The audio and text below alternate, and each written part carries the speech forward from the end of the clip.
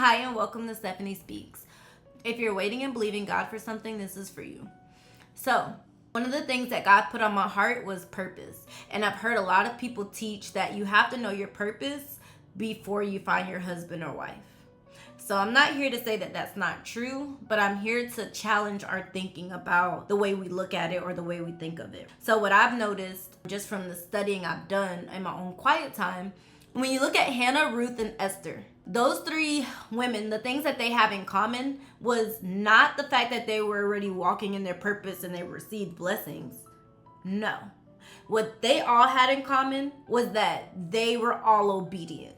So when we look at the story of Ruth, not to get into the whole story, but from the beginning in Ruth chapter 1 verse 16, she literally said, your people will be my people and your God will be my God.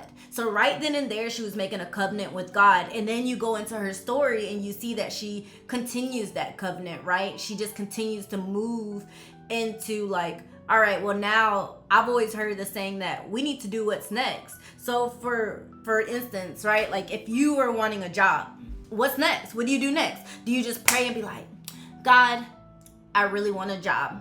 And then you just expect the job to just bloop. All right, you got a job. No, does not work like that. The way that it works, right, is we have to pray, but we have to have action. And so the next action to our prayer would be, okay, let me apply for the job. Am I networking? Am I prepping for the interview? Am I applying for a job that I actually can do? Or do I need to go back to school? Things of that nature. So do what's next. So when you're looking at Ruth's story, she did what's next. So what was next for her and her mother-in-law? They both left and went back to Naomi's hometown. And when they went back to the hometown, Ruth is like, hey, we got to eat. So she goes back and she's on Boaz's land, right? But right then and there, it does not say that Boaz went and was like, I'm gonna marry this girl. Ruth had no clue what she was doing. She just was trying to do what was next, which is to feed Naomi and to feed herself. But because of her obedience, because you remember her in the beginning, she made a covenant with Naomi.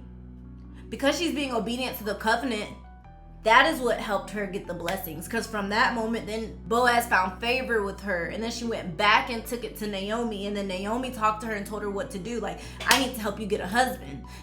So I feel like one of the themes that I've seen, and right now we're just talking about the Ruth and Boaz story, as long as you're being obedient and you're taking things back to the Father, right? To our Father.